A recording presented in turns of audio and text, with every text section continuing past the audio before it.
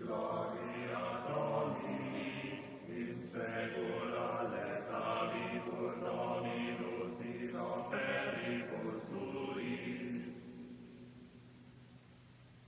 Rexeri Domine mari fundison, vitalis vitis qualique son, te unies favori modulis venerando fin, te juveros traditas variis liberare man. Nobili, humili, magne martir stabili, abili, utili, cum est venerabili, et tutor laudabilis tuos subitos, serva carnis fragilis mole posito. Hi, I'm Stan Brakhage. I want to play for you some very ancient Chinese music. I've been talking about pipes, flutes, and the origin of them possibly in China, at least the earliest references. And I realize I haven't played any Chinese music at all. And what I'd like to play for you is a piece that comes somewhere from 206 BC to 618 AD. The Chinese is probably the oldest music that we have that's actually written down. That is, that we know very much how it was to be played, how it was to be sounded. We've had older traditions of music than this. And this one can really only be dated somewhere within the Han Dynasty. But one of the most interesting things to me about it is it's attributed to Lady Wang Xiang. The Chinese had a great tradition for honoring, for accepting the existence of women artists. And here's a woman composer who sings to us across such an immense length of time. She's actually a Chinese noblewoman who's out of favor with the king. And she is singing about her grief, but also I hope you'll hear within this strange kind of music to our ears the strains and pullings of that agony of her being in disfavor, but also what's made her last all this time, her incredible dignity, how she pulls herself together, the grace of her own charm and strength, which has lasted a long time.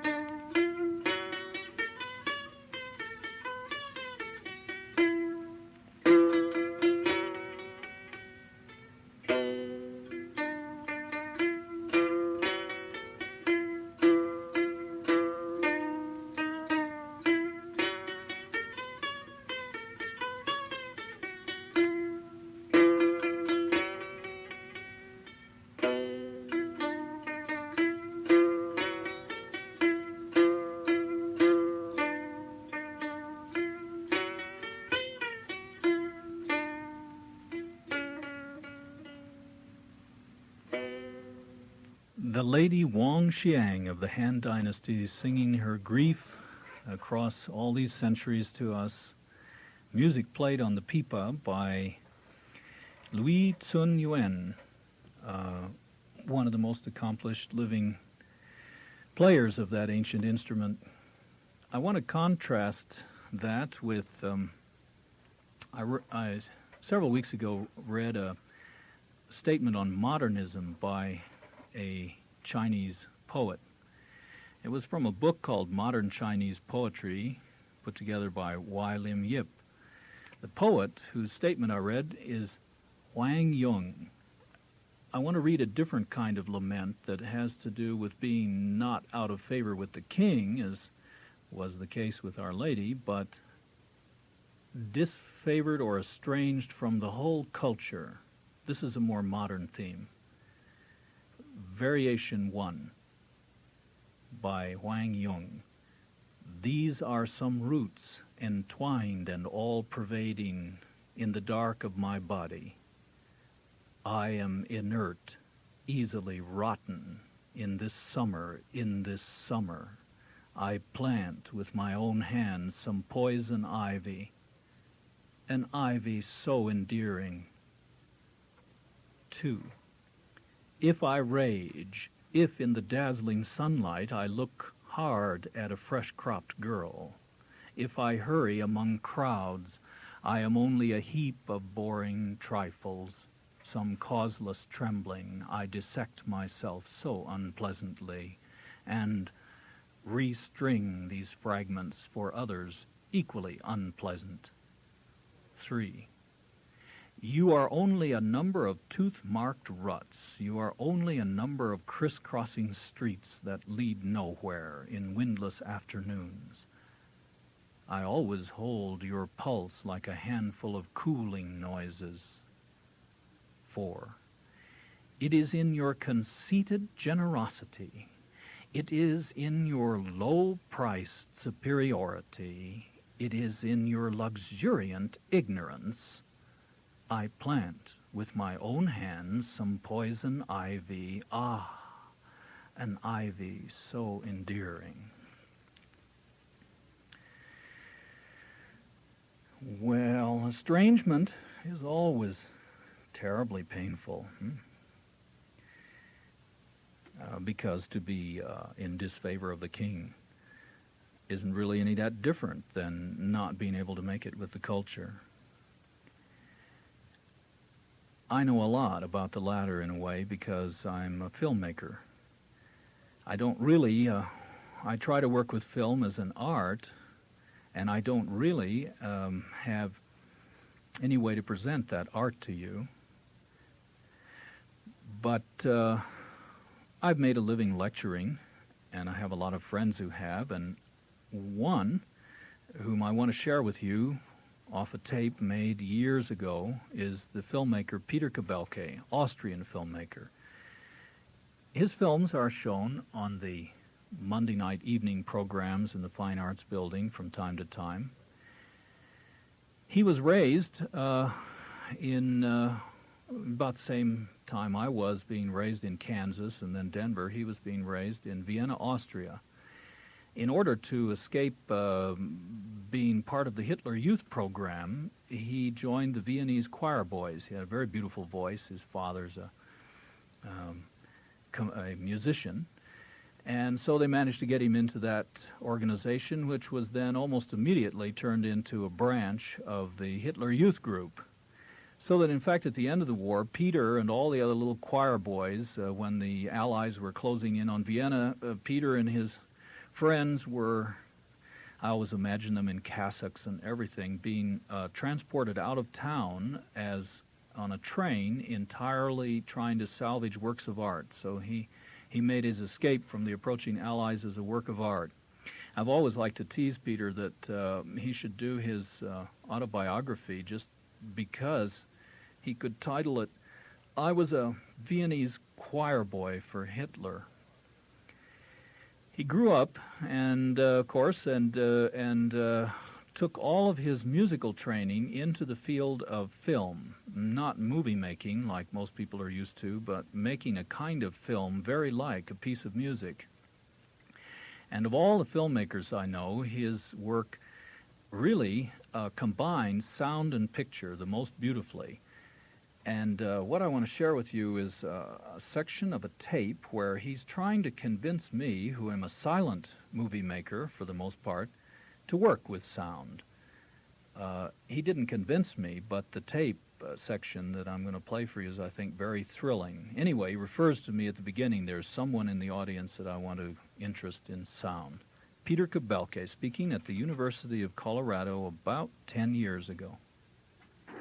There is somebody in the audience here tonight whom I want to get interested in sound film, and so I'll tell something about an early sound film.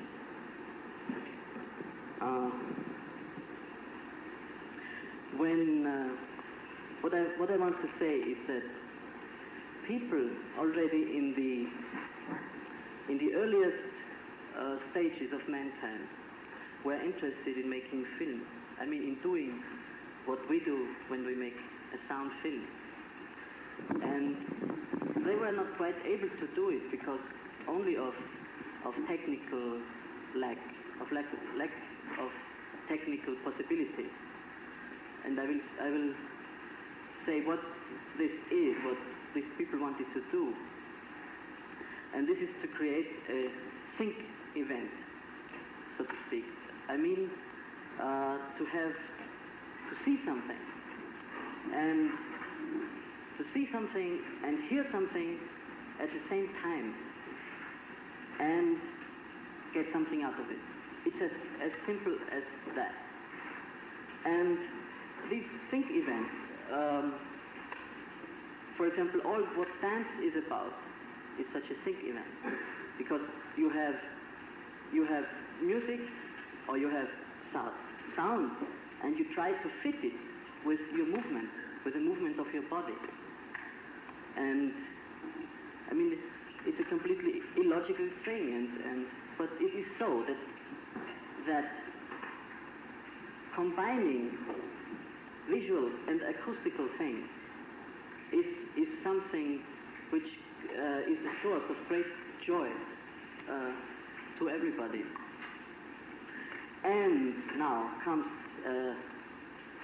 the interesting thing. What was the strongest light that you could have for your eyes? It's the sun. You see, it's a fascinating thing of the sun. But you cannot handle the sun. It's out of reach. So the sun has been imitated by fire, or I mean, these early people who wanted to imitate the sun, or maybe lightning. You see, they could lightning and the thunder at the same time, and all they ended up was then maybe in having a burning branch of a tree and a drum, and they could make the sync event like this. And I have witnessed myself a very early sound film when I was in Africa. This was after I made my Arnold Reiner film. This is the black and white film. And you have already heard now why I made this film. Because for the first time in mankind, you see, somebody, I mean, I'm able to say sun, light, and be dark, and light and dark, and lightning comes and so on. And I can thunder with it. Of course, I mean, limited. It's also not far from the branch and the drum, but it is, I mean, to us little things seem great things, and at least it's something. Or another difference that I could point out between me and these people who would drum is that I couldn't afford to have the same joy than they had out of, because they can dance for 7 days and be naked and drink until they fall down, and they have the natural ecstasy. And for that, the drum may be enough.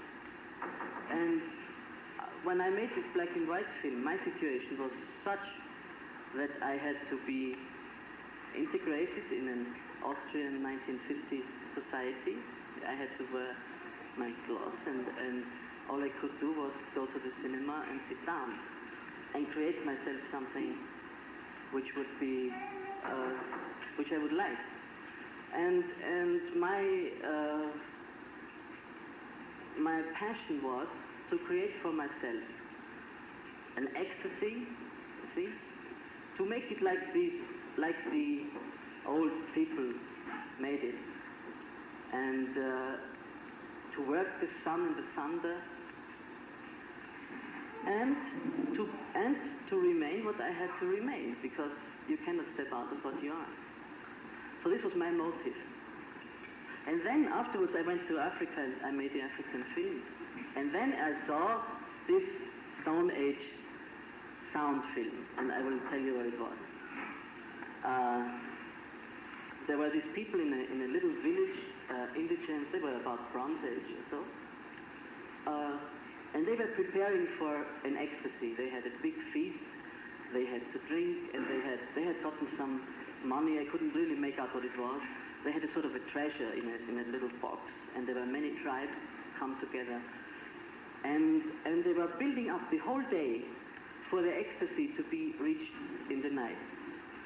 And first they would have processions, and they would walk up and down, then they would sing, and they would have choirs, and then they would have courage games. They would run against each other and fake assaults, and the excitement would grow and would grow and would grow.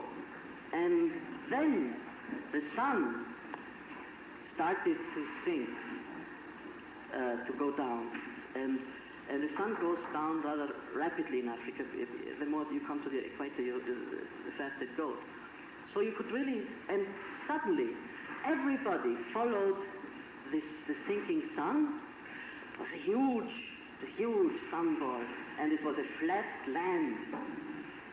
And the sun was coming down and down and down and down.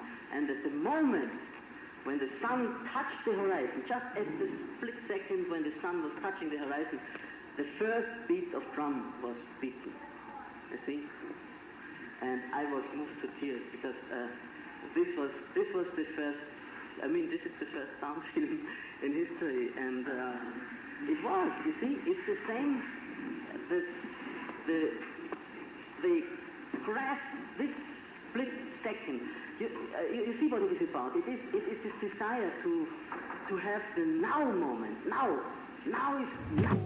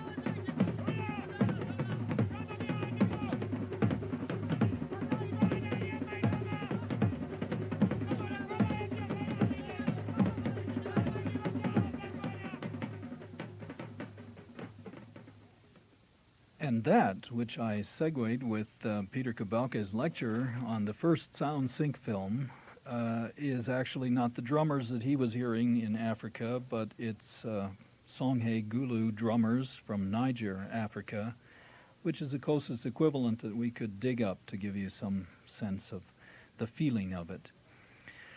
But I might just as well have chosen a much more modern, though of course these drummers were modern living men playing in this ancient tradition in Niger, Africa in this time. I might have chosen a piece by a modern composer, a composer of this century, which has for me the same feelings.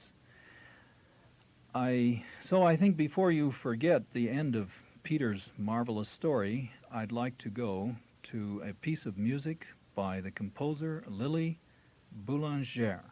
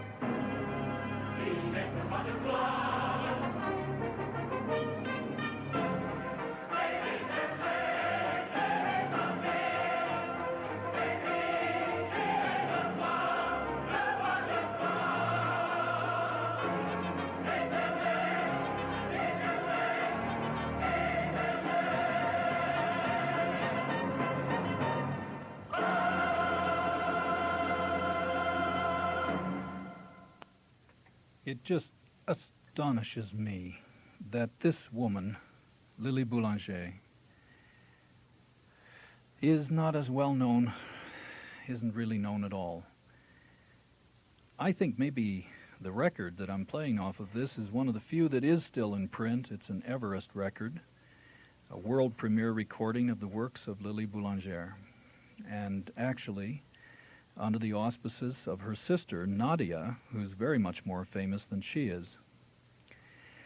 Nadia, the sister, is famous as a teacher, and in fact she instructed almost all the mainstream of American as well as a great deal of European symphonic music. Names such as Walter Piston, Aaron Copland, Roy Harris, Virgil Thompson, all studied with her.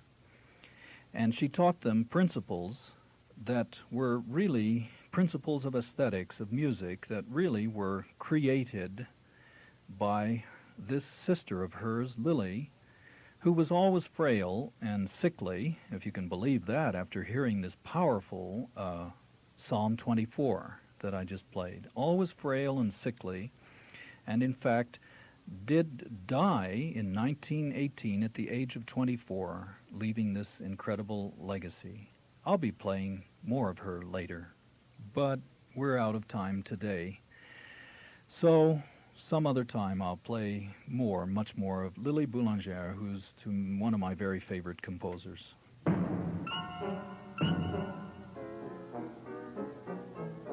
Thank you.